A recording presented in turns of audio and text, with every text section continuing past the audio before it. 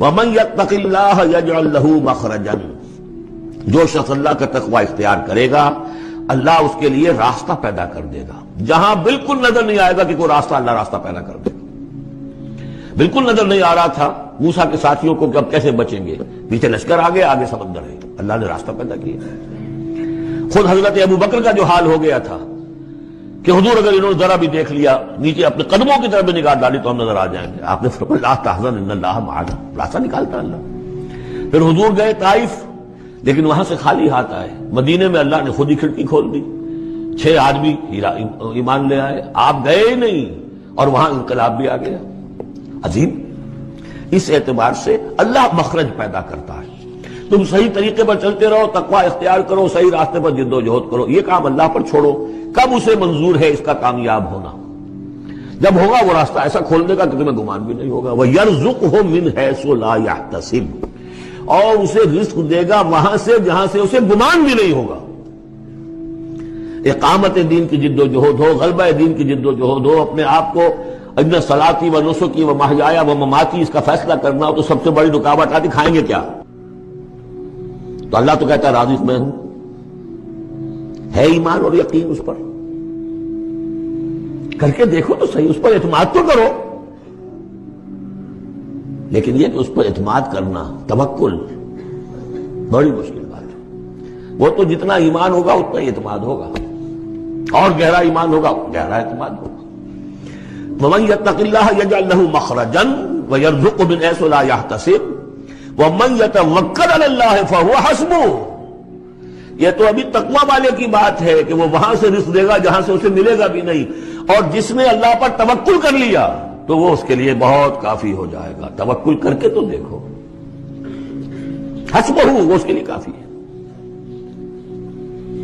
یہاں تک فرمایا ہے حدیث میں من کان فی حاجت اخیہ کان اللہ فی حاجتہ، اگر کوئی مسلمان اپنے کسی بھائی کی ضرورت پوری کرنے میں لگ رہا ہے، اپنا وقت صرف کر رہا ہے، اللہ اس کی ضرورت پوری کرنی شروع کر دیتا ہے۔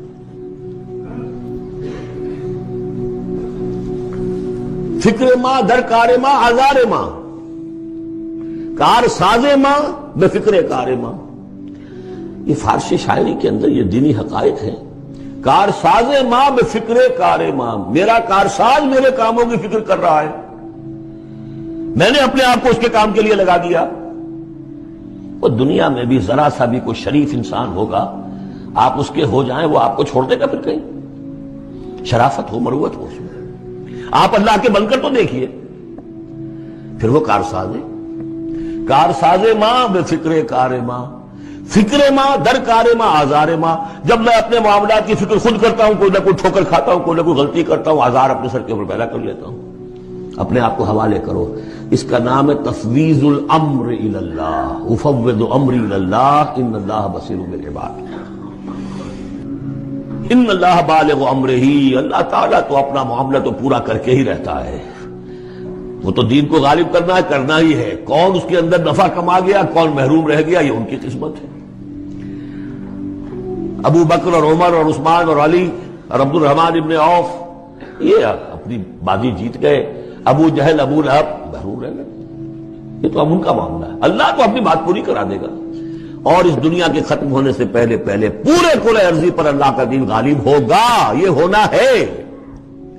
دیکھنا یہ ہے کہ تم اس بہتی گنگا میں کو ہاتھ دھونے کو تیار ہو یا نہیں، یا تم محرومین کی فہرست میں اپنے آپ کو لانا چاہتے ہو۔ بس اپنا تن من دھن لگا دو اس کے اندر، تمہاری ہڈیوں کا چورا ہو کر بھی اس نئی تعمیر کی بنیادوں میں اگر لگ جائے تو بہت بڑی کامیابی ہے۔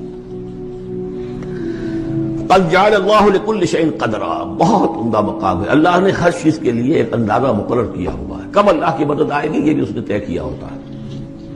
You have to qualify.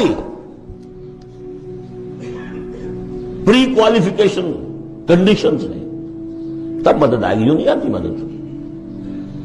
اپنا سب کچھ لگا دو، پھر کہو کہ اللہ میری 15 برس کی کمائی کل میدان میں میں نے وجود ڈالی ہوئی ہے، 15 برس کی کمائی، دن کی اور رات کی کوششیں ہیں میری، صبح اور شام کی کوششیں ہیں میری، 15 برس وہ میدان میں نے لا کے ڈال دی ہے۔ تب پکارو اللہ کو۔ اپنا مال بچا کے رکھنا ہے، اپنی مستقبل کو بھی بچانا ہے، اپنی اولاد کو بھی بچانا ہے، اور اللہ کا دین غالب ہو جائے. کہیں نام لکھا کے کسی جماعت میں شامل ہو کر بڑا تیر مار دیا. گویا کہ اللہ تعالیٰ تو جانتا ہی نہیں کتنی کنٹریبیوشن ہے, کتنا اثار ہے, کتنی قربانی ہے, کتنا وقت ہے, کتنی محنت ہے, اللہ جانتا ہے. باقی اس نے ہر چیز کا ایک اندازہ مقرر کیا ہوا ہے.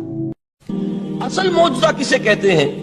جسے کوئی نبی چیلنج کے ساتھ پیش کرتا ہے کہ یہ ہے میری رسالت کا ثبوت, آؤ مقابلہ کر لو. حضرت موسیٰ علیہ السلام کے جو اصل معجزے تھے وہ دو تھے.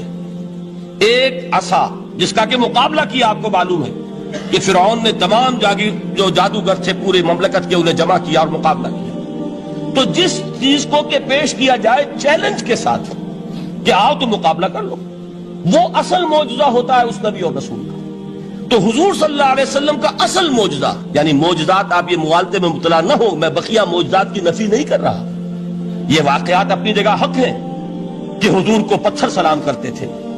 حضور صلی اللہ علیہ وسلم جس کھجور کے تنے کے ساتھ ٹیک لگا کر خطبہ دیا کرتے تھے, جبکہ ابھی مسجد نبی میں ممبر نہیں بنا تھا. جب تعداد زیادہ ہو گئی مسلمانوں کی اور ضرورت محسوس ہوئی کہ ذرا بلند مقام پر کھڑے ہو کر آپ خطبہ ارشاد فرمائیں, تو پھر وہ ممبر بنا کر رکھا گیا. پہلے مرتبہ جب آپ ممبر پر چڑھ رہے تھے خطبہ دینے کے لیے, تو اس کھجور کے سوکھے تنے میں سے ایسی آواز آئی جیسے کوئی بچہ بلک بلک کر رو رہا ہو کہ وہ سعادت جو مجھے حاصل رہی تھی آج تک میں محروم ہو گیا. تو یہ انبیاء کا مقام ہے. مولانا روم نے اسی لیے کہا ہے کہ فلسفی کو منکر حنانہ است, از حواس انبیاء بیگانہ است. فلسفی اور عقلیت پرست انسان وہ تو حنانہ کا انکار کر دے گا, کیسے ممکن ہے سوکھا تنا اور اس کے اندر سے بچے کی طرح بلکنے کی آواز آئے. لیکن یہ اس لیے کہ وہ انبیاء کے خصوصی احوال جو ہے ان کو جانتا نہیں. اس قسم کے خرق عادت واقعات حضور کی زندگی میں بھی بے شمار ہوئے, لیکن حضور کا وہ معجزہ جس میں تحدی کے ساتھ چیلنج کے انداز میں کہا گیا کہ آؤ مقابلہ کر لو, وہ صرف اور صرف قرآن ہے. چنانچہ آپ سورہ بنی اسرائیل میں دیکھیں گے, قُلْ لَئِنِ اجْتَمَعَتِ الْإِنسُ وَالْجِنُّ عَلَىٰ أَن يَأْتُوا بِمِثْلِ هَٰذَا الْقُرْآنِ لَا يَأْتُونَ بِمِثْلِهِ وَلَوْ كَانَ بَعْضُهُمْ لِبَعْضٍ ظَهِيرًا. اے نبی چیلنج کر دیجئے, اگر تمام انسان اور تمام جن مل کر یہ چاہیں کہ اس قرآن جیسی کوئی تصنیف کر دیں, تو چاہے وہ ایک دوسرے کا کتنی بھی اس میں مدد کریں اور تعاون کریں, وہ ہرگز قرآن جیسی کتاب تصنیف نہیں کر سکتے. اس سے آگے بڑھ کر یہ بات کہی گئی, اچھا پورا قرآن نہیں لا سکتے, اس قرآن کی طرح کی 10 صورتیں ہی تصنیف کر لو. جب اس کا بھی جواب نہیں دیا گیا تو جسے کہتے ہیں برسبیل تنزل, اور پنجابی میں کہتا ہے کہ برے کو گھر تک پہنچانا, وہ برے کو گھر تک پہنچانے کے لیے فرمایا ایک صورت ہی بنا لاؤ. یہ سورہ ہود میں اور سورہ یونس میں یہ مضمون آیا, اور پھر سورہ بقرہ میں ہجرت کے بعد جو پہلی سورت نازل ہوئی اس میں پھر اس کو دوہرا دیا گیا, وَإِن كُنتُمْ فِي رَيْبٍ مِّمَّا نَزَّلْنَا عَلَىٰ عَبْدِنَا فَأْتُوا بِسُورَةٍ مِّن مِّثْلِهِ وَادْعُوا شُهَدَاءَكُم مِّن دُونِ اللَّهِ إِن كُنتُمْ صَادِقِينَ. کہ اگر تمہیں کوئی شک ہے اس کتاب کے بارے میں جو ہم نے نازل فرمائی ہے, شک کیا ہوگا؟ شک اسی بات میں ہوگا کہ شاید یہ محمد کا اپنا کلام ہے صلی اللہ علیہ وسلم, یا کوئی اور انسان ہے جو انہیں سکھا پڑھا رہا ہے. اگر تمہیں اس نوعیت کا کوئی شک ہے تو اس جیسی ایک صورت بنا لاؤ. فَأْتُوا بِسُورَةٍ مِّن مِّثْلِهِ. اور نوٹ کیجئے گا سورۃ العصر بھی سورت ہے, سورۃ الکوثر بھی سورت ہے.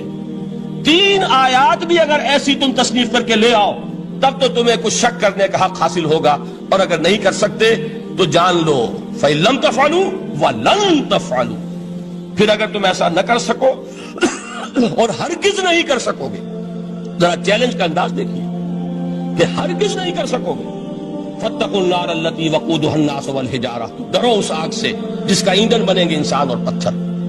اب اس بات کو سمجھیے کہ تاریخی حقیقت ہے یہ, جس کا کوئی کافر انکار نہیں کر سکتا, کہ وہ کوئی شخص اس چیلنج کو قبول کرنے کی جرات نہیں کر سکا. اگر جھوٹ موٹ کو بھی کوئی کھڑا ہو جاتا اور کہتا کہ ٹھیک ہے میں نے یہ ایک صورت بنائی ہے اور میرا دعویٰ یہ ہے کہ یہ قرآن جیسی ہے, تو ایک کنٹروورسی تو پیدا ہو جاتی نا. کچھ لوگ چاہے کہتے کہ نہیں یہ قرآن کے سطح کی نہیں ہے, لیکن یہ کہ اس کا دعویٰ تو ہو جاتا. لیکن تاریخ یہ بتا رہی ہے کہ سرے سے کسی شخص نے اس کی جرات نہیں کی. اس درجے وہ قرآن سے مرعوب ہوئے. تو حضور کا سب سے بڑا معجزہ جو آج تک زندہ ہے, اس کو ذہن میں رکھیے, میں نے جو حضرت موسیٰ حضرت عیسیٰ کے معجزات گنوائے ہیں وہ در حقیقت ان کی اپنی ذات کے ساتھ تھے. ید بیضا موسیٰ کے ساتھ تھا, عصا معجزہ اس وقت تھا جب موسیٰ کے ہاتھ میں تھا, اس کے بعد کئی سو برس تک وہ صندوق سکینہ جو ہے، تابوت سکینہ، اس میں وہ عصا رکھا رہا، لیکن اب وہ معجزہ نہیں تھا، وہ سوکھی لکڑی تھی، اس کے سوا کچھ نہیں۔ تو تمام انبیاء اور رسول کے معجزے ختم ہو گئے، وہ ان کی ذات کے ساتھ تھے۔ محمد الرسول اللہ کی رسالت دائمی ہے تا قیام قیامت، لہذا معجزہ بھی آپ کا دائمی ہے، وہ معجزہ آج بھی موجود ہے۔ البتہ میں ادھر ضرور توجہ دلاؤں گا کہ قرآن مجید کے اعجاز کے 3 پہلو ہیں۔ پہلا پہلو، اور زیادہ تر اسی کی طرف توجہ زیادہ ہوئی ہے، وہ ہے قرآن کی فصاحت، بلاغت، ادبیت، اس کی چاشنی۔ ظاہر بات ہے کہ اس کا شعور اور ادراک صرف عربوں کو ہو سکتا ہے، بلکہ میرے خیال میں ناراض نہ ہو اہل عرب تو آج کے عربوں کو بھی نہیں ہو سکتا۔ یہ اسی دور کے عرب، ان کی اپنی جو اس وقت کی زبان تھی، اس زبان میں فصحاء، بلغاء، شعراء، خطباء، ان کو اتنا ذوق تھا کہ وہ باقی پوری دنیا کو کہتے تھے یہ گونگے ہیں، بولنا ہمیں آتا ہے، خطیب ہم ہیں، شاعر ہم ہیں، خطبہ ہم دے سکتے ہیں، شعر ہم کہہ سکتے ہیں، باقی سب تو عجمی ہیں، گونگے ہیں، ان کے اندر نہ فصاحت ہے، نہ بلاغت ہے، نہ ان کے کلام میں چاشنی ہے، نہ اس کے اندر کوئی شکو ہے۔ یہ دعویٰ جنہیں تھا، جب ان کے منہ بند ہو گئے قرآن کو سننے کے بعد کہ اس کلام کا کوئی مقابلہ ممکن نہیں ہے، جو ان کے سبع معلقہ کے شعراء میں سے آخری شاعر وہ ایمان لے آئے، اس کے بعد جب ان سے کہا گیا کہ اب آپ شعر نہیں کہتے، حضرت عمر نے ایک مرتبہ ان سے سوال کیا کیا بات ہے، اب آپ نے شعر کہنے چھوڑ دیے؟ تو ان کا جواب یہ تھا، اب بعد القرآن، کیا اب قرآن کے بعد بھی اس کا امکان ہے کہ کوئی شخص اپنی فصاحت اور بلاغت کا کوئی اظہار کرنا چاہے؟ یہ تو فصاحت اور بلاغت کی ایک معراج ہے کہ جس تک کہ اب کسی انسان کی رسائی ممکن نہیں۔ تو فصاحت اور بلاغت جو ہے قرآن کے اور اس کی ادبیت، در حقیقت اس کا ادراک تو ہو سکتا ہے صرف اہل زبان کو۔ ہم لوگ جو ترجموں سے پڑھتے ہیں، چاہے کتنی ہی گرامر پڑھ لیں، کتنی صرف و نحو پڑھ لیں، واقعہ یہ ہے کہ وہ جو ایک ہوتا ہے نفس پر جب انگلی آتی ہے تو جو ایک آپ کو فیل ہوتی ہے، وہ فیل ہم جو عجمی لوگ ہیں جن کی مادری زبان عربی نہیں ہے، وہ قرآن مجید کی فصاحت اور بلاغت کو اس طور سے نہیں سمجھ سکتے جیسے کہ اہل زبان سمجھ سکتے ہیں، اور خاص طور پر جیسے کہ اس زمانے کے اہل زبان نے سمجھا۔ آج چونکہ عربی زبان ویسے تو جو اس کی فصیح لینگویج ہے وہ جو کی تو اپنی اصل پر قائم ہے، اور وہ اسی قرآن کے طفیل اور قرآن کے صدقے قائم ہے، ورنہ دنیا میں کوئی دوسری زبان نہیں ہے کہ جو 1500 برس تک اتنی پیور رہ جائے، اس میں تبدیلی آتی ہے۔ خود اردو جو ہے 300 برس کی اردو، دکن کی اردو، ذرا اس کو کبھی پڑھیے تو آپ حیران ہوں گے کہ یہ اردو زبان ہے اور آج کی اردو کوئی اور ہے۔ یہ صرف 200-250 برس کے اندر یہ انقلاب اردو میں ہو چکا ہے۔ عربی زبان 1500 برس سے وہ قائم ہے اپنے اسی جگہ پر، اور وہ صرف قرآن کا اعجاز اور قرآن کا صدقہ ہے، لیکن باقی جو اصل میں بولی جانے والی زبانیں ہیں وہ بہت بدل چکی ہیں۔ لہذا تمام اہل عرب کے لیے بھی اب قرآن کے اس پہلو کو صحیح طور پر سمجھنا ممکن نہیں۔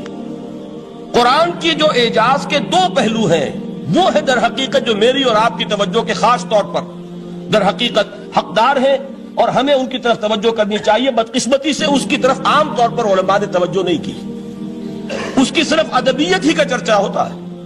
اصل میں قرآن مجید علم انسانی کی معراج، فکر، فلسفہ، حکمت، قرآن کی ابدی حکمت، قرآن کا ابدی فلسفہ، قرآن انسانی مسائل کا جو حل دیتا ہے، قرآن نے سوشل سائنسز میں جس طریقے سے رہنمائی کی ہے، یہ 2 پہلو ہیں اس کے اعجاز کے، جس کی کہ آج ہمیں ضرورت ہے کہ ہم اس کا شعور اور ادراک حاصل کریں۔ اس کے ضمن میں خاص طور پر علامہ اقبال کا نام لینا چاہتا ہوں۔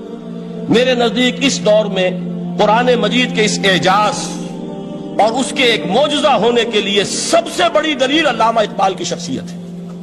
وجہ کیا ہے کہ علامہ اقبال علماء کے طبقے میں سے نہیں تھے۔ ظاہر بات ہے کہ جن کا پورا جو ہے، جن کی زندگی گزرتی ہو قال اللہ قال الرسول میں، ان کے دلوں میں عظمت قرآن کی، ان کے دلوں میں حضور کی محبت، یہ تو سمجھیے کہ ہونی ہی چاہیے، ان کے شب و روز اسی میں گزرتے ہیں۔ لیکن یہ کہ ایک ایسا شخص جس کی تعلیم ہے کالجوں کی، یونیورسٹیوں کی، جس نے مشرق اور مغرب کے فلسفے کھنگال ڈالے، وہ شخص، اور وہ بھی اس دور میں جبکہ ہم پر مغرب سے مروبیت بہت شدید تھی۔ آج تو وہ مروبیت بہت کم ہو چکی ہے۔ آج تو ہمارا عام نوجوان جو ہے وہ آنکھوں میں آنکھیں ڈال کر بات کرتا ہے، اس میں خود اعتمادی ہے۔ ہمارا بھی اپنا ایک معاشی نظام ہے، ہمارا اپنا ایک سیاسی نظام ہے، ہمارا ایک اپنا سماجی نظام ہے، ہماری اپنی سوشل ویلیوز ہیں۔ آج کا نوجوان الحمدللہ احیاء اسلام کی وہ جد و جہد جو ہے وہ مرحلہ در مرحلہ بہرحال آگے بڑھ رہی ہے، وقت لگے گا لیکن یہ کہ اس میں یقیناً ترقی ہوئی ہے۔ اسی کا مظہر یہ ہے کہ خود اعتمادی ہے، we have confidence۔ ہم جانتے ہیں کہ اسلام ایک دین ہے، مکمل دین ہے، اس کے پاس زندگی کے تمام مسائل کا حل ہے۔ لیکن یہ ہے آج 1985 کی بات۔ علامہ اقبال اس صدی کے آغاز میں گئے ہیں یورپ، جبکہ ہم محکوم تھے انگریز کے۔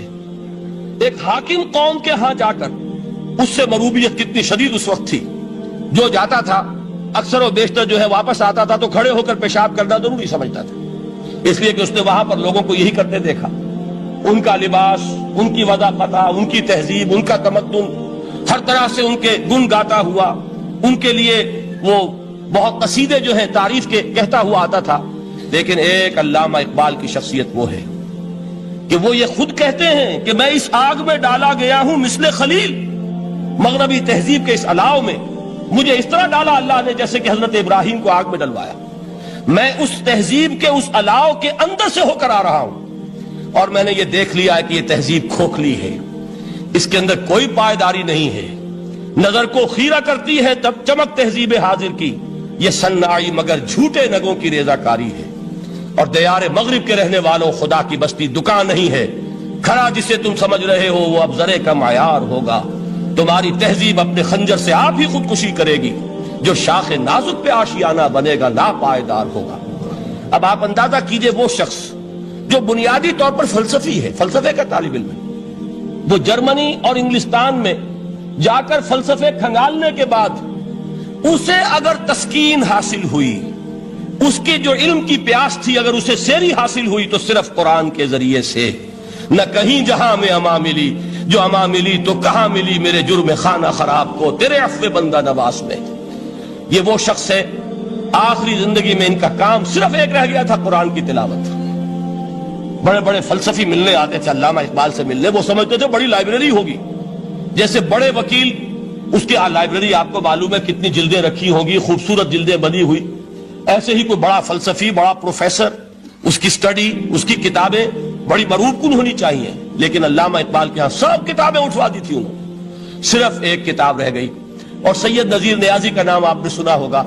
انہوں نے جب یہ گواہی دی ہے، یہ واقعہ شاید آپ کے علم میں نہ آیا ہو، یہ بہت اہم واقعہ ہے۔ وہ یہ لکھتے ہیں کہ میں نے ایک مرتبہ علامہ سے پوچھا کہ کچھ لوگ اعتراض کرتے ہیں یا یہ خیال ظاہر کرتے ہیں کہ آپ نے اپنا فلسفہ خودی نیٹشے سے لیا ہے، کوئی کہتا فلاں سے لیا ہے، کوئی کہتا فلاں سے لیا ہے، کچھ آپ خود بتا سکیں گے کہ آپ کے فلسفہ خودی کی سورس کیا ہے؟ تو علامہ نے کہا کہ اچھا کل فلاں وقت آ جانا تو میں تمہیں لکھوا دوں گا، ڈکٹیٹ کرا دوں۔ تو سید نذیر نیازی کہتے ہیں کہ میں بہت خوش ہوا کہ یہ سعادت میرے حصے میں آ رہی ہے کہ علامہ اقبال خود مجھے تحریر کرائیں گے کہ میرے فلسفے کی سورس کیا ہے، میں نے کہاں سے اخذ کیا ہے۔ دوسرے روز وہ گئے، حاضر ہوئے، بڑے ہی ارمانوں کے ساتھ پینسل اور کاپی لے کر بیٹھے۔ علامہ نے فرمایا ذرا قرآن مجید نکال لاؤ۔ وہ قرآن مجید لائے، حیران ہوئے، یہ فلسفے کا سورس مجھے ڈکٹیٹ کرانے چلے تھے، یہ قرآن مجید کہہ رہے۔ کہا کہ ذرا سورۃ الحشر اس کا آخری رکوع، وَلَا تَكُونُوا كَالَّذِينَ نَسُوا اللَّهَ فَأَنسَاهُمْ أَنفُسَهُمْ أُولَٰئِكَ هُمُ الْفَاسِقُونَ۔ اے لوگوں، ان لوگوں کے مانند نہ ہو جانا جنہوں نے اللہ کو بھلا دیا، تو اللہ نے انہیں اپنی خودی سے غافل کر دیا، اپنے آپ سے بیگانہ بنا دیا، یہی ہیں لوگ جو فاسق ہیں۔ علامہ نے کہا میرے فلسفے کی سورس یہ میں آپ کو بتانا چاہتا ہوں۔ اس معنی میں کہتا ہوں کہ اس دور میں علامہ اقبال کی شخصیت کو میں اعجاز قرآن کا سب سے بڑا مظہر سمجھتا ہوں۔ ایک شخص 20ویں صدی عیسوی کی شخصیت، اور پھر یہ کہ وہ کہیں مسجد اور کسی مدرسے کے ماحول میں پلا بڑھا نہیں ہے، بلکہ اسکولوں اور کالجوں میں اور یونیورسٹیوں میں، اور صرف ہندوستان میں نہیں، انگلستان اور جرمنی کی یونیورسٹیوں میں رہا، جس نے اپنا لوہا منوایا ہے۔ وہ شخص اگر یہ کہتا ہے کہ میرے لیے فکر کی بنیاد، میرے فلسفے کی سورس، میری تمام سوچ کی رہنمائی جو ہے وہ اس کتاب نے کی ہے، تو معلوم ہوا کہ واقعتاً یہ قرآن مجید آج بھی معجزہ ہے۔ یہ بات تو ہوئی فلسفے اور فکر کے اعتبار سے۔ دوسرا پہلو جو اپلائیڈ پہلو ہے، اس دور کے اعتبار سے وہ اہم تر ہو گیا ہے۔ انسان کے لیے جو پیچیدہ تمدنی مسائل ہیں، سیاسی مسائل کو کیسے حل کیا جائے، معاشی مسائل کا حل کیسے ہو، سماج میں توازن کیسے ہو، مرد اور عورت کے درمیان توازن کیسے ہو، ہوتا کیا ہے یا عورت بھیڑ بکری کی طرح کی ملکیت بن جاتی ہے۔ ہمارے ہاں اردو میں جو اس کا محاورہ ہے کہ جوتی کی نوک، یہ اس کی حیثیت ہو جائے گی، یا دوسری طرف عورت کلوپیٹرا بن کر قوموں کی قسمتوں سے کھیلے گی۔ دنیا میں یہ دو انتہائیں ہوئی، کہاں نقطہ عدل کہاں ہے، کیسے بیلنس جو ہے اسٹرائک کیا جائے، مردوں کے حقوق اور فرائض اور خواتین کے حقوق اور فرائض، اس میں صحیح ترین ایکویشن ہے کیا؟ اسی طریقے سے فرد اور اجتماع، فرد اور ریاست، یا تو یہ کہ انسان کی انفرادی آزادی اتنی جا رہی ہے، مادر پدر آزاد، جس کا مظہر یہ ہے کہ آج انگلستان میں دو مرد بھی میاں اور بیوی کی حیثیت سے رہ سکتے ہیں، قانون تسلیم کرے گا ہسبینڈ اینڈ وائف، ان کو وہی حقوق حاصل ہو، یہ ہے وہ آزادی۔ اور یا پھر یہ ہے کہ جو روس میں ہے یا دوسرے ممالک میں ہے کہ آزادی بالکل ختم، اور معلوم ہوا کہ ایک ٹوٹلیٹیرین سوسائٹی ہے، مستبدانہ نظام ہے۔ ان کے درمیان نقطہ عدل کہاں ہے؟ اسی طرح سرمایہ اور محنت، اگر ذرا سا سرمایہ کو چھوٹ ملتی ہے وہ مزدور کا خون چوستا ہے اور اس کا حق اس کو نہیں دیتا۔ اقبال نے بہت خوبصورت انداز میں کہا ہے کہ خواجہ از خون رگے مزدور سازد لال ناب، از جفائے دہ خدایاں کشت دہ کا نا خراب۔ انقلاب انقلاب انقلاب، ایک طرف سرمایہ دار ہے جو مزدور کی رگوں میں سے خون نچوڑ کر سرخ شراب کا پیمانہ لے کر بیٹھا ہوا ہے، وہ در حقیقت مزدور کا خون ہے جو پی رہا ہے۔ ایک طرف وہ زمیندار اور جاگیردار ہے جو کاشتکار کا خون جو ہے چوس رہا ہے۔ تو یہ یا تو یہ انتہا ہے، اور یا یہ ہے کہ اگر ذرا آپ مزدور کو یا اس کارکن کو تھوڑا تحفظ دیجئے تو وہ کام نہیں کرتا۔ ہمارے ہاں پچھلے دور میں یہی ہوا تھا، میں یہ برملا کہتا ہوں، آج بھی آپ کے سامنے کہہ رہا ہوں کہ بھٹو نے واقعہ یہ بہت بڑا کارنامہ سر انجام دیا تھا۔ اس نے مزدور کو ایک سیلف ریسپیکٹ دی تھی، کاشتکار کو اپنی عزت کا احساس دیا تھا کہ میں بھی انسان ہوں، میرے بھی حقوق ہیں، لیکن نتیجہ اس کا نیگیٹو نکلا، مزدور نے کام کرنا چھوڑ دیا، معیشت کی گاڑی ختم ہو گئی۔ وہ چیز کہ جو متوازن ہو، جس میں مزدور کو اس کا حق مل رہا ہو اور پسینہ خشک ہونے سے پہلے اس کی جائز مزدوری اس کو مل گئی ہو، جس میں کہ انسان کسی سرمایہ دار کی رعیت بن کر نہ رہ جائے۔ دوسری طرف یہ کہ سرمایہ کے لیے بھی جو اس کا صحیح ہے کہ اس کو انسینٹیو ملے، وہ میدان میں آئے، اس کے اندر رسک لینے کے جو ہے وہ صلاحیت پیدا ہو۔ ان دونوں چیزوں کو کیسے متوازن کیا جائے؟ واقعہ یہ ہے کہ یہ ہے وہ پیچیدہ مسائل جن کا حل قرآن میں ہے۔ ہماری بدقسمتی کیا ہے کہ ہم نے خود ان چیزوں کے لیے دوسروں کے سامنے جھولی پساری ہوئی، ہم دوسروں سے بھیک مانگ رہے ہیں۔ ہمارا حال کیا ہوا تھا اس صدی کے شروع میں؟ مصطفیٰ کمال پاشا نے جب ترکی میں اسلام کے آئلی قوانین بھی منسوخ کیے، نوٹ کیجئے اس کو، یہ اسی صدی کے وہ صدمے ہیں جو ہم نے اٹھائے ہوئے ہیں۔ اور گاہے گاہے باز خواہی قصہ پاری نہ رہا، تازہ خواہی داشتن گرداغ ہائے سی نہ رہا۔ اس صدی میں کیا نہیں ہوا؟ عربوں کی ریوولٹ ترکوں کے خلاف، ان کے پیٹھ میں جو خنجر گھونپا، اور ایک انگریز، ایک کرنل لارنس کی وہ ساری شرارت، اس کے نتیجے میں ایک عظیم مملکت عثمانیہ، سلطنت عثمانیہ، دی گریٹ آٹومان امپائر، اس کے چیتڑے اڑ گئے۔ اور اس کے بعد وعدے کیے تھے عربوں سے کہ ہم تمہیں حکومت دیں گے، ہوا کیا کہ ان کے چھوٹے چھوٹے ٹکڑے کیے اور تقسیم کر لیے۔ مغربی سامراج کا دور شروع ہو گیا۔ اس کا ایک رد عمل مصطفیٰ کمال پر اس درجے شدید ہوا، اس نے ہر چیز جس کا تعلق عربوں سے تھا اس کو ختم کر دیا، ملک بدل کر دیا۔ عربی میں اذان نہیں ہوگی، عربی میں نماز نہیں پڑھی جائے گی، اور اسی کے ضمن میں یہاں تک گیا کہ فیملی لاز بھی، رومن لاز جو ہے وہ نافذ کیے۔ تو یورپ کے اخبارات نے اس وقت یہ طنز کیا تھا مسلمانوں پر، یہ مسلمان عجیب قوم ہے، کہتے یہ ہے کہ ہمارے پاس دنیا کا بہترین ضابطہ ہے، بہترین قانون ہے، ہمارے قانون سے بہتر کسی کا قانون نہیں۔ اور حال یہ ہے کہ فیملی لاز کے لیے بھی یہ ہم سے بھیک مانگ رہے ہیں، ہم سے وہ قوانین لے کر اپنے ہاں نافذ کر رہے ہیں۔ آج بدقسمتی سے اکثر و بیشتر مسلمان ممالک کا حال یہی ہے، آج ہم ان سے بھیک مانگ رہے ہیں۔ کہیں جمہوریت کی بھیک ہے، کہیں سوشلزم کی بھیک ہے، کہیں کسی اور سماجی نظام کی بھیک ہے، کہیں مرد اور عورت کی کامل مساوات کا ایک نظریہ ہے، شانہ بشانہ چلنے والا فلسفہ ہے جو خالص مغرب کی تہذیب کی ایک بھیک ہے جو مانگی جا رہی ہے۔ کاش کہ آج قرآن کے اس اصل اعجاز کی طرف جو اس کا اصل معجزہ اس دور کے لیے، میں نے عرض کیا کہ اعجاز قرآنی کا وہ معجزہ کہ وہ فصاحت اور بلاغت کی معراج ہے، وہ یا تو اپریشیٹ کر سکتے اہل عرب، اور اہل عرب میں سے بھی حقیقت میں وہ جو قدیم جاہلی شاعری کے جاننے والے ہیں جو بہت کم رہ گئے اب، وہ جان سکتے ہیں کہ جب قرآن نازل ہوا تو کیوں زبانیں گنگ ہو گئی تھی، کیوں کوئی ایک شخص جھوٹ موٹ کو بھی مدعی بن کر نہیں آ سکا کہ یہ میں نے قرآن کی جیسی ایک کتاب یا قرآن جیسی ایک سورت یا قرآن کی طرح کے چند جملے میں نے موضوع کر دیے ہیں۔ لیکن دوسرا پہلو ہے فکر اور فلسفہ، اس کے اعتبار سے جس کا سب سے بڑا ثبوت اس دور میں علامہ اقبال، اور تیسرا پہلو ہے Islamic social sciences, political science, economics, sociology. اس میں جو کچھ قرآن نے دیا ہے جو آج بھی انسان کی رہنمائی کے لیے بہترین نظام ہے، اس نظام کو ہم سمجھے، اسے دنیا کے سامنے پیش کریں، تب در حقیقت قرآن مجید کا اعجاز سامنے آئے۔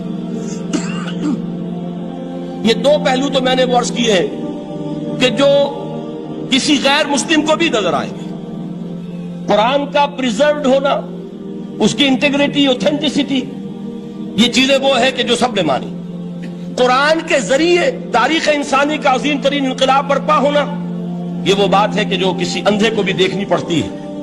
اس حقیقت کا اعتراف دشمن کو بھی کرنا پڑتا۔ میں یاد دلا دوں آپ کو، ایچ جی ویلز، آپ نے نام سنا ہوگا، سائنٹیفک فکشن میں اس کا بڑا اونچا مقام ہے، لیکن اس نے تاریخ نسل انسانی پر بھی دو کتابیں لکھی، a short history of the world اور a concise history of the world.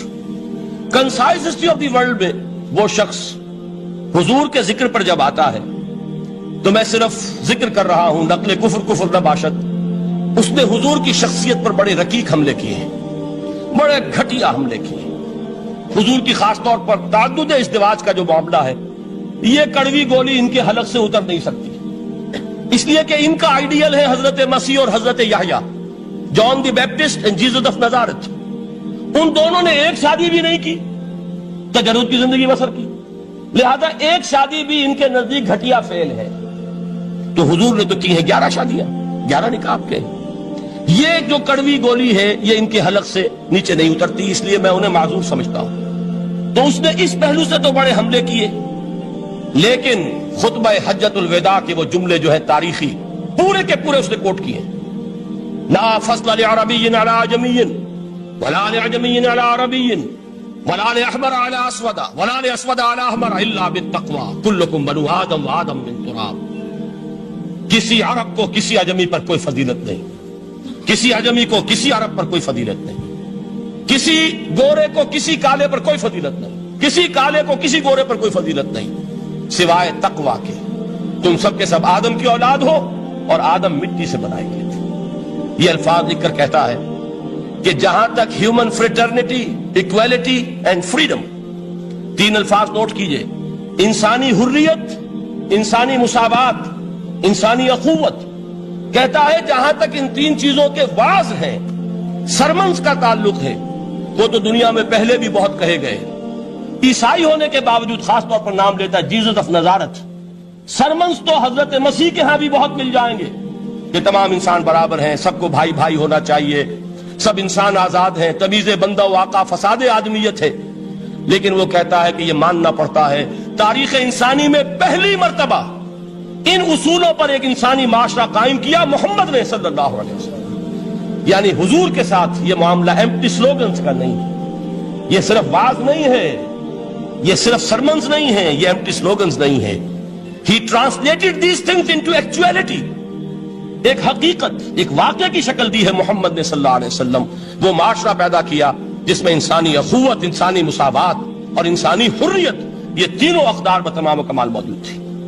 یہی وجہ ہے اس صدی میں نوٹ کیجئے، گاندھی جی، موہن داس کرم چند گاندھی، جس کو آج پوری دنیا میں تسلیم کیا جاتا ہے، عالم عرب میں بھی مہاتما گاندھی کی بڑی عزت ہے۔ پنڈت نہرو کا کسی زمانے میں استقبال ہوا تھا ریاض میں، تو ہمیں بہت غصہ آیا تھا کہ مرحبا برسول السلام، welcome to the prophet of peace, یہ الفاظ تھے کہ جن سے پنڈت نہرو کا استقبال ہوا تھا۔ غصہ ہمیں بہت آیا، یہ رسول کا لفظ استعمال کر دیا انہوں نے۔ بعد میں ہم نے سوچا بھائی رسول کے معنی ان کے ہاں ایلچی کے ہیں، تو انہوں نے اس کو اپنی جو بھی غلطی میں سمجھا یا صحیح سمجھا اس کو چھوڑ دیجئے، میں کوئی سیاسی گفتگو نہیں کرنا چاہتا۔ انہوں نے سمجھا کہ یہ شخص اس وقت امن کا پیغام بر ہے، لہذا اس کو ویلکم کیا۔ بہرحال گاندھی جی کا جہاں تک معاملہ ہے، آپ کے علم میں ہے کہ پوری دنیا میں اس شخص کی عظمت کو تسلیم کیا گیا ہے۔ ہمارا معاملہ ہندوستانی مسلمانوں کا معاملہ یہ دوسرا ہے۔ وہ تو آپ کو معلوم ہے کہ جوتا جسے کاٹتا ہے اسے پتا چلتا ہے کہ یہ جوتی کاٹ رہی ہے، ورنہ دیکھنے والے کو پتا چلے گا بڑا خوبصورت جوتا ہے، بڑا عمدہ جوتا ہے، کوئی اس میں خرابی نہیں ہے، لیکن جسے وہ پنچ کر رہی ہے اسے پتا ہے کہ یہ ہے کیا۔ اس اعتبار سے ہمارا معاملہ علیحدہ ہے، لیکن دنیا کو وہ بہت خوبصورت اور بہت ہی اعلیٰ اور بہت ہی اونچی شخصیت ایک نظر آتی ہے۔ بہرحال ایک پہلو سے یقیناً ماننا پڑے گا اس کی عظمت کو، کہ ہندو قوم کے لیے اور ہندوستان کے لیے، اس کی آزادی کے لیے جو عظیم جدوجہد کی ہے، اس میں کوئی شک نہیں۔ میں اس وقت جو بات عرض کرنا چاہتا ہوں کہ 1937 کا تصور کیجئے۔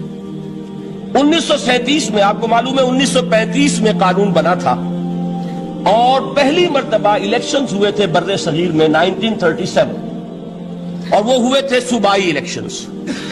ان کے نتیجے میں وزارتیں قائم ہوئی، مسلم لیگ نے بائیکاٹ کیا تھا الیکشن کو، لہذا پورے ہندوستان میں تمام صوبوں میں کانگریس کے وزراء کی وزارتیں بنی۔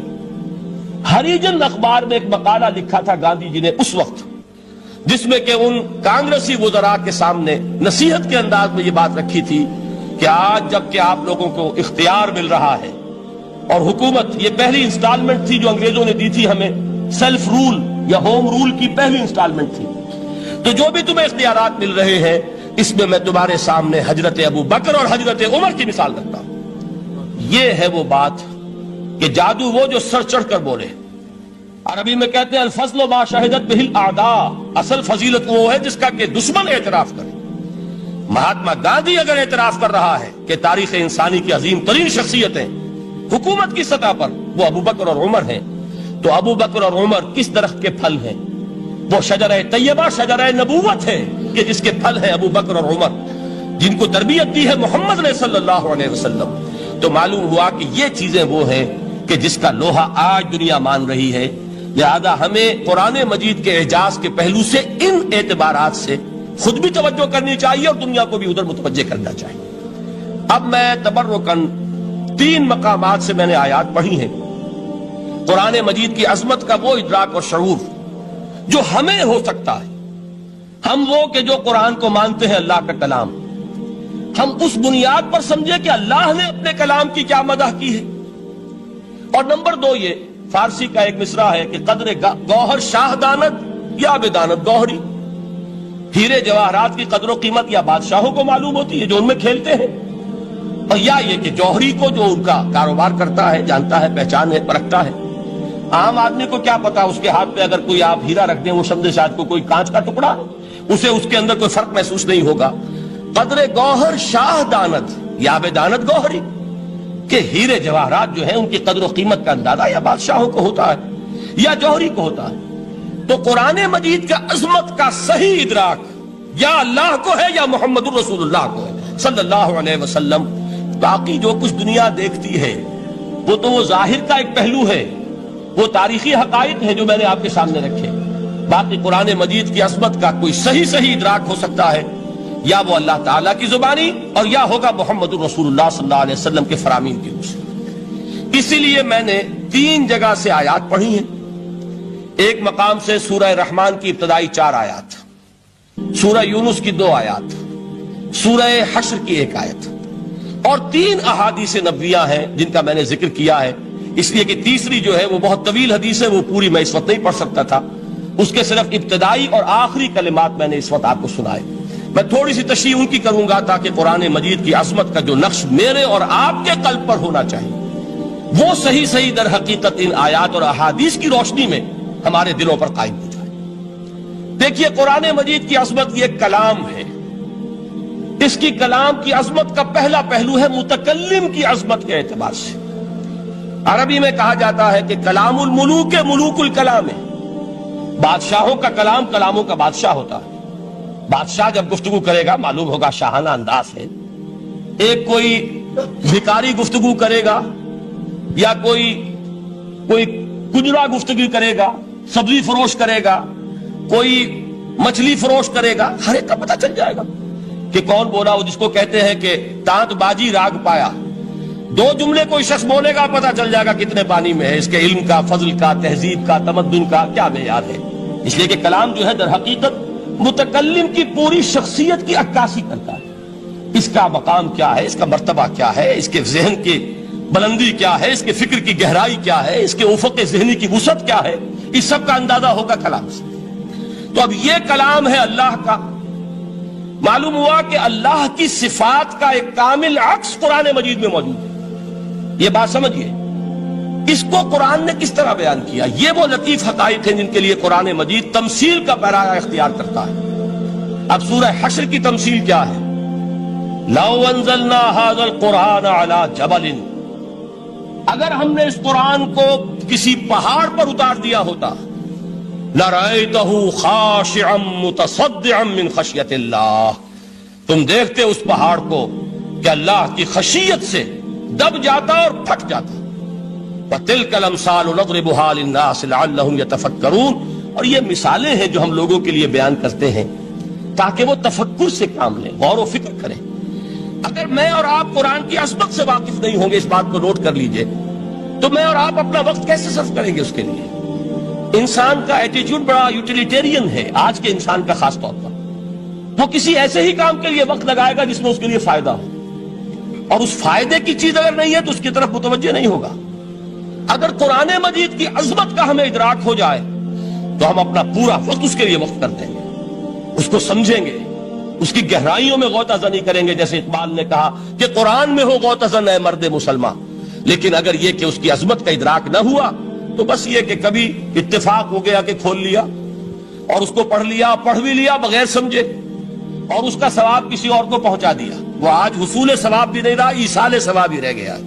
ورنہ یہ کہ بہرحال علامہ اقبال نے جو اس پر پھپتی چست کی ہے کہ بآیا تشترا کارے جزی نیست کہ از یاسین او آساں بمیری، اس قرآن کی عظیم آیات سے اے مسلمان آج تیرا سروکار صرف اتنا رہ گیا ہے کہ کوئی شخص مر رہا ہو، عالم نزا میں ہو، تو اس کو یاسین سنا کر اس کی جان جلدی سے نکال دو، آسانی سے نکل جائے، بس یہ سروکار رہ گیا۔ میں یہ نہیں کہتا کہ نہ پڑھی جائے، حضور نے فرمایا ہے پڑھنی چاہیے، لیکن صرف یہ نہیں ہے اس کا مصرف، یہ تو انسانی زندگی کی رہنما کتاب بن کر نازل ہوئی ہے، اس کے اوپر اس اعتبار سے توجہ تم نہیں کر رہے ہو، بلکہ تمہاری اس کے ساتھ جو ہے دلچسپی صرف اتنی رہ گئی ہے۔ تو پہلی بات یہ کہ یہ سمجھیے کہ قرآن نے یہ تمثیل اختیار کی اپنے عظمت کے بیان کے لیے۔ اگر ہم نے اس قرآن کو پہاڑ پر اتار دیا ہوتا تو تم دیکھتے کہ وہ پھٹ جاتا اور دب جاتا۔ اب اس کو سمجھیے، القرآن یفسر بعضہ بعضا، قرآن کا ایک حصہ دوسرے حصے کی تفسیر کرتا ہے۔ سورہ اعراف میں واقع آیا ہے کہ حضرت موسیٰ علیہ السلام کا آپ کو معلوم ہے کہ کوہ طور پر اللہ تعالیٰ سے ہم کلامی کا شرف حاصل کرتے تھے، گفتگو ہو رہی ہے لیکن اللہ نظر نہیں آ رہا۔ اب اس کو اپنے اوپر طاری کیجئے، یہ صاف سامنے آتے بھی نہیں، صاف چھپتے بھی نہیں۔ یہ جو صورتحال تھی کہ اگر کسی کی آپ آواز سن رہے ہیں، کلام سن رہے ہیں، سامنے نہیں آ رہا، تو آپ کے دل میں خواہش پیدا ہوگی کہ ذرا سا یہ پردہ بھی اٹھا دیا جائے، مجھے دیدار بھی حاصل ہو جائے۔ لہذا سورہ اعراف میں ہے جب کئی بار یہ شرف ہم کلامی حاصل ہوا اللہ سے، تو حضرت موسیٰ علیہ السلام نے بڑی ہمت سے کام لیا، بڑی جرت کی، درخواست کر دی، رب ارنی انظر الیک، یہ جو پردہ بیچ میں حائل کیا ہوا ہے پروردگار، تو میرا شوق دیکھ، میرا اشتیاق دیکھ، تو مجھے ذرا دیدار بھی عطا ہو جائے۔ اس پر کیا بات کہی گئی؟ لن ترانی، موسیٰ تم مجھے ہرگز نہیں دیکھ سکتے، تم اس جسد ظاہری کے ساتھ، اس جسد مادی کے ساتھ، ان عنصری آنکھوں سے میرا دیدار نہیں کر سکتے۔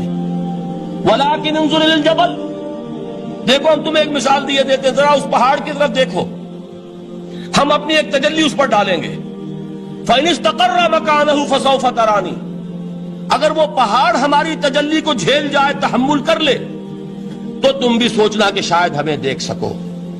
اس کے بعد ہوا کیا؟ فلما تجلی ربہ للجبل جعلہ دکا وخر موسیٰ صعقا، جب اللہ تعالیٰ نے پہاڑ پر اپنی ایک تجلی ڈالی تو وہ پہاڑ جو ہے پھٹ گیا، اور موسیٰ، اب دیکھیے براہ راست تجلی موسیٰ پر نہیں ہے، یہ انڈائریکٹ مشاہدہ ہے تجلی ربانی کا کہ جو پہاڑ پر ہوئی ہے، اور پہاڑ کی جو کیفیت ہوئی ہے اس کے مشاہدے سے حضرت موسیٰ بے ہوش ہو کر گر گئے. وَصَعِقَ مُوسَىٰ خَرَّ مُوسَىٰ صَعِقًا. یہ ہے وہ مثال جو یہاں دی ہے قرآن کے لیے. لَوْ أَنزَلْنَا هَذَا الْقُرْآنَ عَلَىٰ جَبَلٍ لَرَأَيْتَهُ خَاشِعًا مُتَصَدِّعًا مِّنْ خَشْيَةِ اللَّهِ. نتیجہ کیا نکلا؟ انفر کیجئے، استدلال، استنتاج. نتیجہ یہ نکلا کہ جو تاثیر تجلی ذات ربانی کی ہے وہی تاثیر کلام ربانی کی ہے. صرف یہ ہے کہ ہمیں اس کا شعور نہیں، ہمیں اس کا ادراک نہیں. یہ بالکل ذات کی تجلی کی جو تاثیر تھی وہی قرآن خود بیان کر رہا ہے کہ اس کلام ربانی کی. اس کو بھی علامہ اقبال نے خوب کہا ہے، فاش گویم آنچ در دل مزمرست. صاف کہہ دیتا ہوں جو کچھ میرے دل میں ہے. این کتابیں نیست چیزیں دیگرست. اسے کتاب نہ سمجھ بیٹھنا قرآن کو، یہ کتاب نہیں ہے، کچھ اور ہے. کچھ اور کیا ہے؟ مثل حق پنہاؤ ہم پیداستو زندہ پائندہ گویاستو. یہ تو جیسے اللہ تعالیٰ کی ذات ہے، مثل حق، ذات حق سبحانہ و تعالیٰ کی طرح یہ زندہ ہے، پائندہ ہے. مثل حق پائندہ گویاستو، یہ جو ہے زندہ ہے، یہ متکلم ہے، کلام نہیں ہے. کل صفات ربانیہ جو ہیں ظاہر اور باطن، مثل حق پنہاؤ ظاہر و پنہا، اور حی و قیوم جیسے اللہ کی ذات ہے، وہی صفات اس کلام کی ہیں. اور اس کے بعد وہ شعر آیا تھا جو میں پہلے سنا چکا ہوں، چون بجاں در رفت جاں دیگر شود. جب یہ قرآن کسی انسان کے اندر سرایت کر جاتا ہے، اس کے دل پر نازل ہوتا ہے. دیکھیے یہ الفاظ آپ کو کہیں اور نہیں ملیں گے.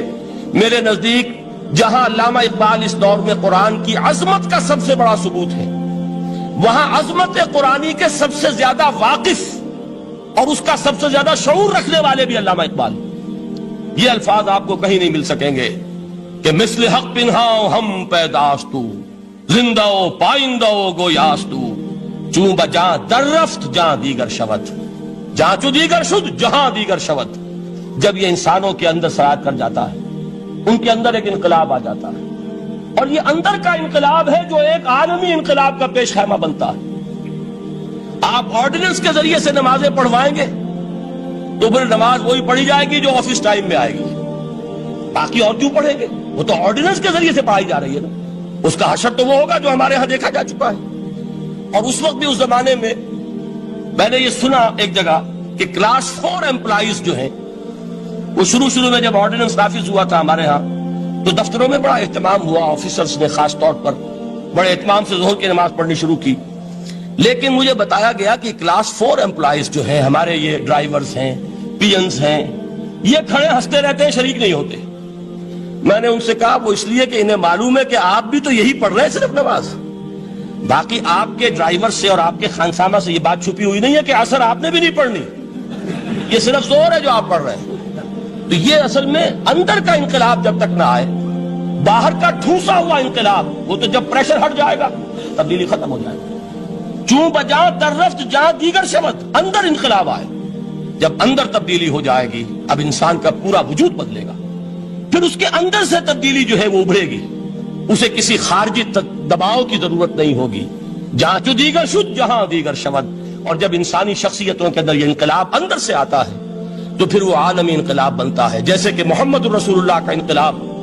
واقعہ یہ ہے کہ اگر جوش کانسپیریسی، عبداللہ ابن سبا کی سازش اگر کامیاب نہ ہو گئی ہوتی اور مسلمانوں کے اندر آپس کا اختلاف اور سر پھٹول نہ ہو جاتا، جو حضرت عثمان کی شہادت، پھر حضرت علی کی شہادت رضی اللہ تعالی عنہما، اور حضرت علی کی دوران خلافت یہ آپس کے جو جنگیں ہوئی، جنگ جمل، جنگ صفین، جنگ نہروان، اگر یہ نہ ہوئی ہوتی تو جس سپیڈ کے ساتھ اور رفتار کے ساتھ انقلاب محمدی کی توسیع ہو رہی تھی علی صاحب الصلاۃ والسلام، کوئی طاقت دنیا میں نہیں تھی. اقبال نے اس کا بھی نقشہ کھینچا ہے کہ تھمتا نہ تھا کسی سے سیل رواں ہمارا. وہ سیل رواں تھا، کوئی روکنے والا نہیں تھا. انٹرنل سیبوٹاج وہ ہے کہ جس نے اس انقلاب کا راستہ روکا. تو واقعہ یہ ہے کہ وہ اندرونی انقلاب حضور نے برپا کیا قرآن کے ذریعے صحابہ میں. اندر سے جو انقلاب تھا اس نے عرب میں ایک انقلاب کی شکل اختیار کی. اور یہ انقلاب جو ہے اتنی اپنے اندر قوت رکھتا تھا، اتنی پوٹینشیلٹی تھی اس کی کہ وہ 20 برس کے اندر اندر کہاں آکسس دریائے جیہوں، کہاں اٹلانٹک، تصور تو کیے، تاریخ میں اس سے پہلے اتنی بڑی کوئی مملکت قائم ہوئی نہیں، کہاں یمن اور کہاں ایشیا کوچک، ایشیا مائنر ٹرکی، یہاں سے وہاں اور وہاں سے یہاں، اتنی عظیم مملکت حضرت عثمان رضی اللہ تعالیٰ عنہ کے خلافت میں ہو چکی تھی۔ یہ بات اگر یہ چلتا معاملہ آگے تو کوئی قوت اب نہیں رہی تھی، سلطنت روما ختم ہو چکی تھی، سلطنت کسرا ختم ہو چکی تھی، پرخچے اڑ گئے تھے، اب کون سی طاقت رہ گئی تھی جو سیلاب کا راستہ روکتی ہے؟ یہ وہ یہودی سازش ہے جس نے اندر سے سیبوٹاج کیا۔ بہرحال یہ ہے انقلاب محمدی کا طریقہ، اندر سے تبدیلی۔ اسی کو علامہ اقبال نے کہا ہے، تیرے ضمیر پہ جب تک نہ ہو نزول کتاب، گرہ کشا ہے نہ راضی نہ صاحب کشاف۔ یہ قرآن اب بھی تم ایسے محسوس کرو کہ جیسے تمہارے دل پر نازل ہو رہا ہے۔ اور مجھے یاد آیا امام ابن قیم رحمت اللہ علیہ، ان کا ایک بڑا پیارا جملہ ہے، وہ کہتے ہیں قرآن کے بعض پڑھنے والے ایسے ہیں کہ جب وہ قرآن کو پڑھتے ہیں تو یوں محسوس کرتے ہیں کہ قرآن مصحف میں لکھا ہوا نہیں ہے، ان کے اپنے دل کے اوپر کندہ ہے، دل کے اوپر سے پڑھ رہے ہیں، یعنی اتنی کامل مطابقت وہ محسوس کرتے ہیں، اپنی فطرت، ہیومن نیچر اور قرآن کے اندر اتنی مطابقت ہے، اس طرح وہ ٹیلی کرتے ہیں ایک دوسرے کے ساتھ کہ محسوس ہوتا ہے کہ وہ کتاب ان صفحات میں لکھی ہوئی نہیں ہے بلکہ لوح قلب پر لکھی ہوئی ہے کہ جہاں سے وہ انسان اسے پڑھ رہا ہے۔ تو پہلی بات تو قرآن مجید کی آیت کے حوالے سے اس پہلو سے ہمارے سامنے آئی کہ جو تاثیر ہے ذات ربانی کی تجلی کی، وہی تاثیر ہے اس قرآن مجید کی، بشرطے کہ ہمارے دل جو ہیں وہ کچھ اپنے اندر اس استعداد اور صلاحیت کو پیدا کر لیں۔ دوسرا مقام ہے سورہ یونس کا۔ اب کسی کلام کی عظمت کا دوسرا پہلو ہو سکتا ہے اس کی افادیت کے اعتبار سے، اس سے فائدہ کیا ہوگا نوع انسانی کے لیے۔ دیکھیے 2 آیات، یہ عظیم خزانے ہیں عظمت قرآن کے۔ سورہ یونس میں یا ایھا الناس، اے لوگو، قد جاءتکم موعظۃ من ربکم وشفاء لما فی الصدور وہدی ورحمۃ للمؤمنین۔ 4 الفاظ نوٹ کر لیجئے۔ اے لوگو، آ گئی ہے تمہارے پاس وہ چیز تمہارے رب کی طرف سے جو موعظہ ہے۔ موعظہ کسے کہتے ہیں؟ نصیحت۔ اس بات کو ذرا سمجھ لیجئے، ترتیب کیا ہے۔ نصیحت اسے کہتے ہیں، جی رہا نہیں جا رہا، میں نے اس کی ترتیب بدلی ہوئی ہے۔ مجھے یاد دلایا ایک صاحب نے کہ سورہ رحمان کی ابتدائی آیات کا بیان تو رہ گیا، وہ رہا نہیں، میں نے پڑھا کسی اور ترتیب سے تھا، بیان کسی اور ترتیب سے کر رہا ہوں۔ پڑھنے میں 4، 2 اور 1، اور اب جو میں بیان کر رہا ہوں پہلے 1 آیت سورہ حشر کی جو بیان کی، اب 2 آیات ہیں سورہ یونس کی۔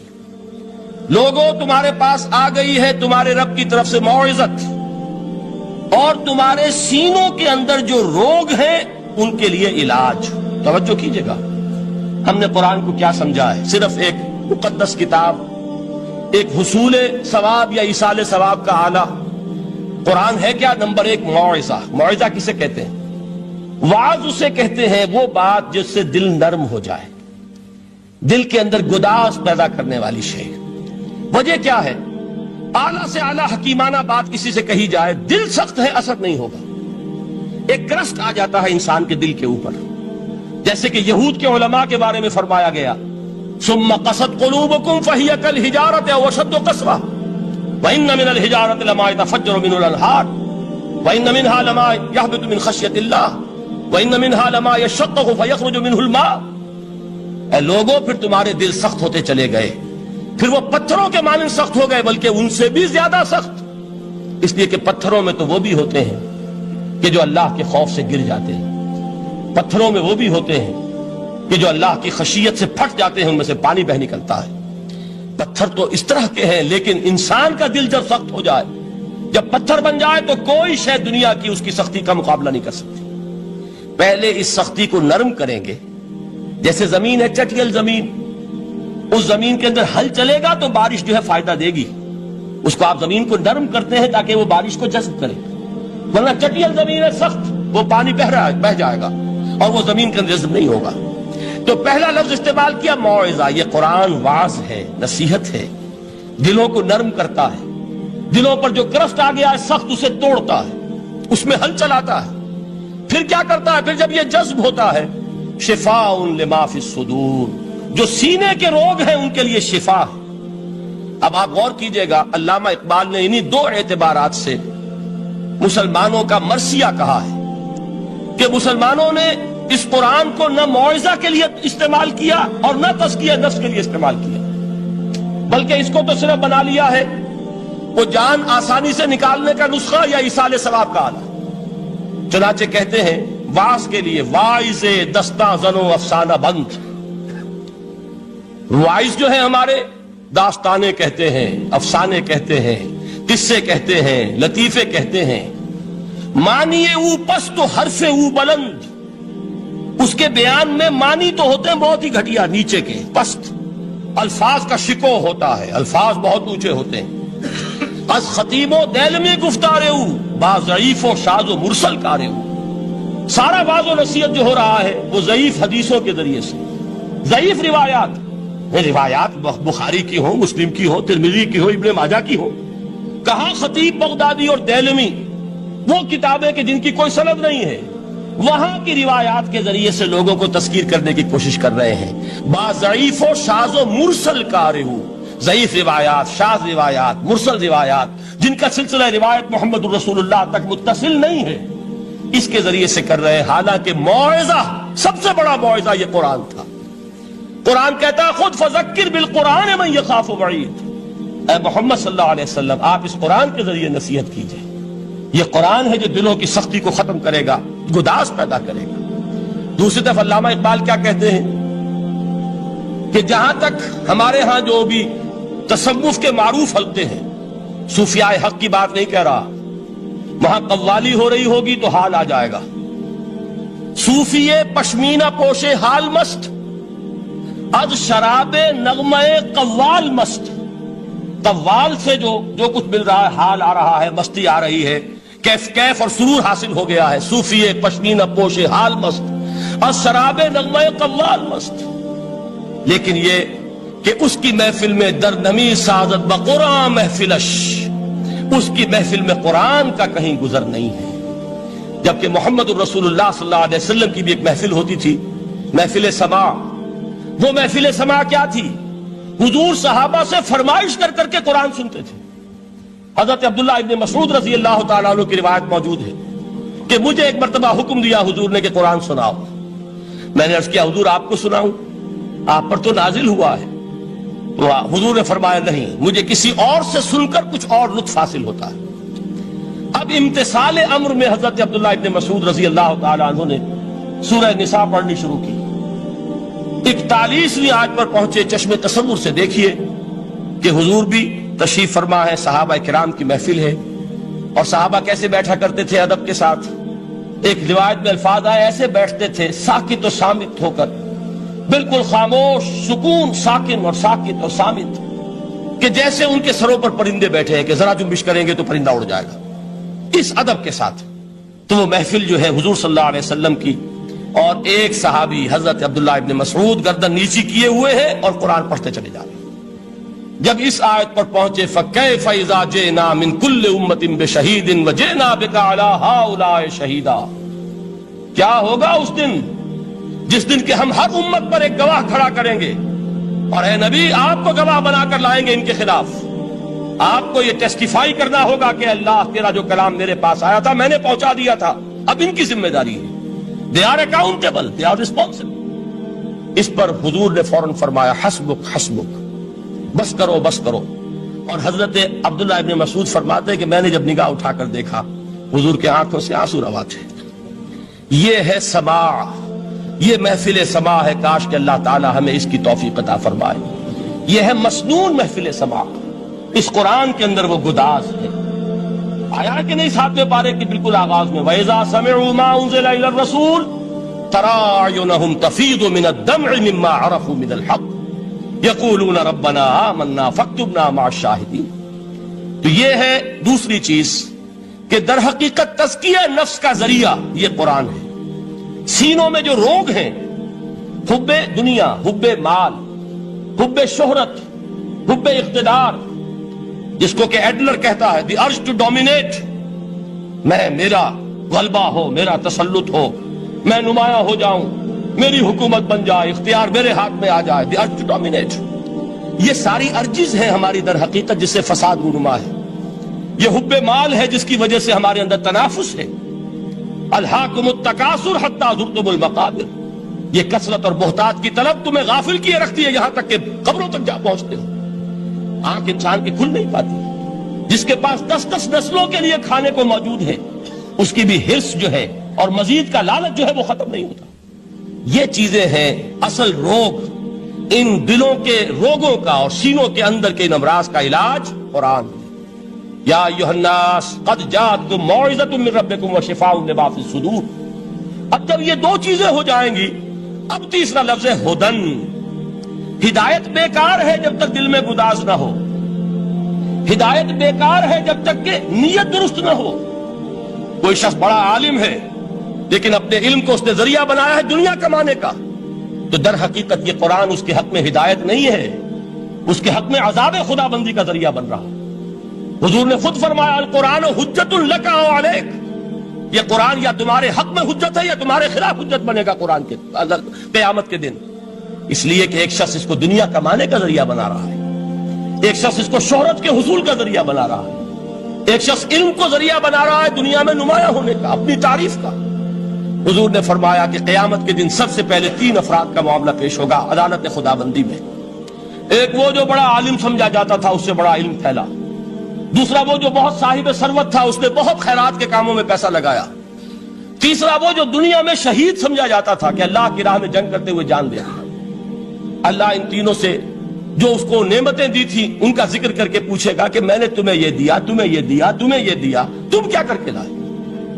وہ شہید کہے گا کہ اللہ میں نے تیری راہ میں جنگ کی اور اپنی جان دے دی تاکہ تو راضی ہو جائے. اللہ فرمائے گا کذبتا، تو نے جھوٹ بولا. انک قد قاتلت لان یقال جریء. تو نے تو یہ جنگ اس لیے کی تھی کہ کہا جائے کہ بڑا جری ہے، بڑا بہادر ہے. یہ لوگوں سے بہادری کے تمغے لینا تمہارا مقصود تھا. وقد قیل، وہ کہا جا چکا ہے، اب یہاں تمہارے لیے کچھ نہیں. اور فرشتوں کو حکم ہوگا اور وہ اوندے منہ اس کو گھسیٹتے ہوئے جہنم میں جھونک دیں.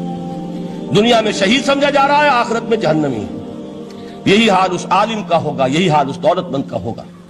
تم نے یہ علم پھیلایا تھا کہ تمہارے علم کا چرچا ہو جائے، تمہاری شہرت ہو جائے، لوگ تمہاری دست بوسی کرنے لگیں، لوگ تم سے جھک کر ملیں. وہ دنیا میں ہو گیا، تمہارا مطلوب مل چکا، تمہارا مقصود حاصل ہو چکا، اب یہاں کچھ نہیں. تو جان لیجئے کہ جب تک دلوں کے روگ درست نہ ہوں، علم بیکار ہے، ہدایت قطعاً غیر مفید ہے. پہلے دلوں کا کرشٹ اترے، اس کی سختی دور ہو، یہ ہے موعظہ. دلوں کے اندر سے حب جا، حب دنیا، حب مال نکلے، یہ ہے تزکیہ. شفاء لما فی الصدور. اب ہدایت خدا بندی، اب راستہ آپ دیکھیں گے اور اس راستے پر چلیں گے. یہ ہدایت جو ہے دنیا میں، یہی آخرت میں رحمت کی شکل میں ظاہر ہوگی. جنہوں نے اس قرآن کی ہدایت سے فائدہ اس دنیا میں اٹھایا، آخرت میں رحمت خدا بندی کی بدلیاں ان پر سائے کریں. ایک حدیث میں تو باقاعدہ الفاظ آئے ہیں کہ سورہ بقرہ اور سورہ آل عمران یہ 2 بدلیوں کی صورت میں ظاہر ہوں گی میدان حشر میں، اور ان لوگوں پر سایہ کریں گی کہ جن کو ان سے بڑی محبت تھی. یہ 4 الفاظ نوٹ کر لیجئے اسی ترتیب کے ساتھ. یا ایھا الناس قد جاءتکم موعظۃ من ربکم وشفاء لما فی الصدور وہدی ورحمۃ للمؤمنین. قل بفضل اللہ وبرحمتہ. اے نبی کہہ دیجئے یہ اللہ کا بڑا فضل ہے، لوگوں سمجھو. اس کی بڑی رحمت کا ظہور ہوا ہے اس قرآن کی شکل میں. اس کی رحمت کا مظہر اتم قرآن ہے، اس کے فضل کا سب سے بڑا ثبوت قرآن ہے.